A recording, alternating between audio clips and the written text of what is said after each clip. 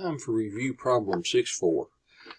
This is truss, and I wanted to do it. I think I told you to try to do it method of sections. And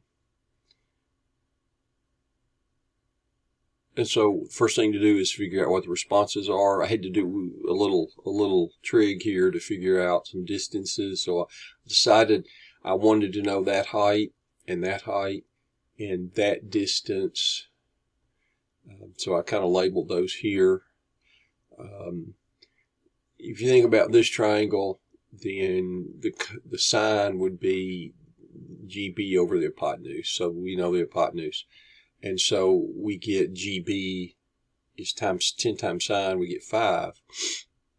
And then AG is going to be the cosine. 10 times cosine, we get 8.67. And that means L1 then, go to this triangle, and L1 is going to be, now AG is your hypotenuse and it's cosine 30, so I get 7.5.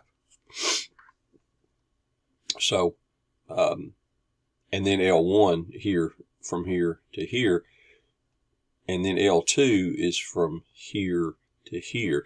Well, you know this one's 10 and you're bisecting it there, so you know that's 5. So what I did was I took this distance and added it to 5. So this distance is going to be 10 minus your L1. And then you want to add the 5 to it. So that turns out to be 7.52. Everything's nice and symmetric. Then I'm going to need this distance later also, this vertical distance. So I use the big triangle. And the tangent of 30 will be H2 over 15. And so it's 15 tangent 30. And then you can do the entire truss, do the moments about A.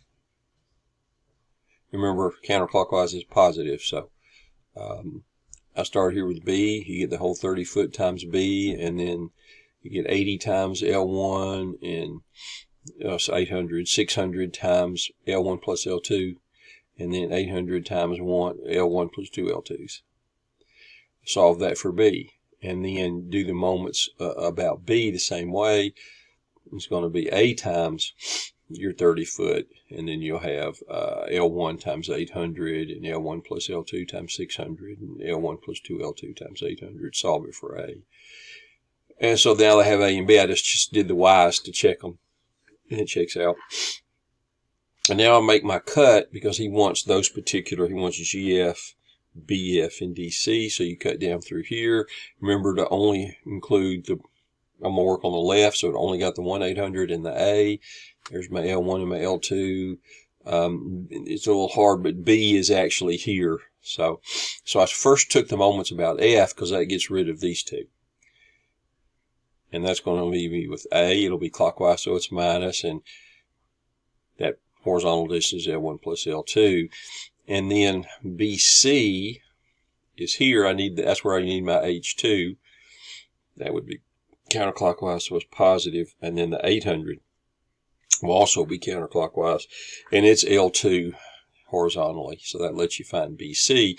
One thing he does is in the answer, he puts it in kips, which is a kilopound, so you just take your pounds and divide by 1,000. That one's a tension. So if I slide GF to A and I do the moments about B will get rid of these two. And so I'll have the A, the 800, and GF, the vertical part, GF sine. So my GF sine, and now it'll be 10 foot away, the B, and it's going to be, you see, GF is here, so it's pushing that way, so it's clockwise, so it's negative.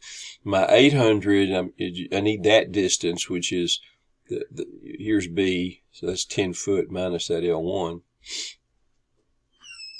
And then I've got my A, which will be counterclockwise, clockwise, so it's negative, and it to B is 10 foot. So that lets me find GF, and then I take the moments about A, because that gets rid of GF goes to A and BC goes to A.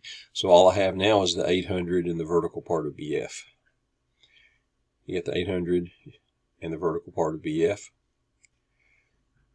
which would be sine 60, and it's 10 foot away, and that one's L1 away, and so solve for BF, and you find it to be a tension, and you can write it in Kip's too. And then I decided I would check them both by summing the X forces. So who's in the X? Well, you got these two and this one, so BF cosine 30, cosine 60 for BF, GF's cosine 30, and BC.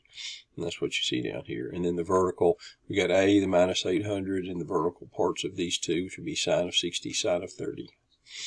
So you can see I'm adding those up, and just add those up, and you get 0. So that checks out nicely. And so that's the method of sections. See you in the next video.